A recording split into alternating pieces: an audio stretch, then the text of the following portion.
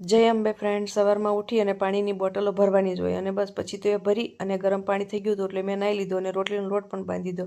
અને ત્યાં સુધીમાં તો કચરાની ગાડી એવી હતી એટલે ગાડીમાં કચરો પણ નાખી દીધો અને આવી અને ફટાફટ મેં ચા પણ બનાવી દીધી. અને ગરમ ગરમ રોટલી અને ચા અને માખણ ખાવાની તો બહુ જ મજા આવે અને શિયાળો હોય એટલે તે વધારે મજા આવે.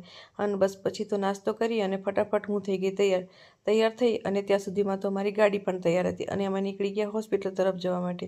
અને આવી ગયા હોસ્પિટલ અને બસ થોડું ઘણું કામ હતું એ પણ પતાવી દીધું અને આ પેશન્ટ દાખલ હતું એને પણ જોઈ લીધું. અને શબનમ મેડમનો ફોન ચાલુ હોય એટલે ખીજવવાની તો બહુ જ મજા આવે અને એને ખીજવી અને આ લોકો એમનું કામ કરતા હતા અને મેડિકલવાળા એમનું કામ કરતા હતા.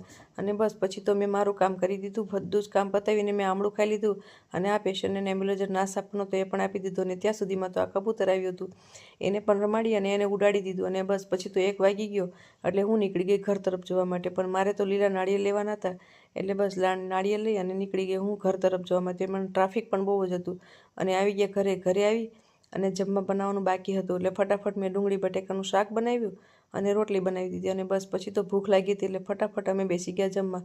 જમી અને થોડો ઘણો આરામ કર્યો અને જોતામાં તો 5 પણ વાગી જાય એ ખબર પણ ના પડે. શિયાળો ને એટલે ચા બનાવી અને બસ ચા પીને નીકળી ગયા હોસ્પિટલ તરફ જવા માટે. હોસ્પિટલ આવી અને થોડું ઘણું કામ કર્યું અને અમારું નવું કેલેન્ડર પણ આવી ગયું છે અને જોતામાં તો 7 પણ વાગી જાય અને મારે શાક માર્કેટમાં પણ જવાનું હતું એટલે શાકભાજી લઈ અને ફટાફટ આવી ગઈ ઘરે.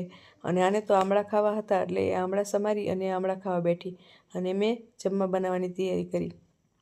જમવામાં તો હાંડવો બનાવવાનો હતો અને આ પાપડીનો લોટ પણ બનાવ્યો હતો એટલે કે ખીચું.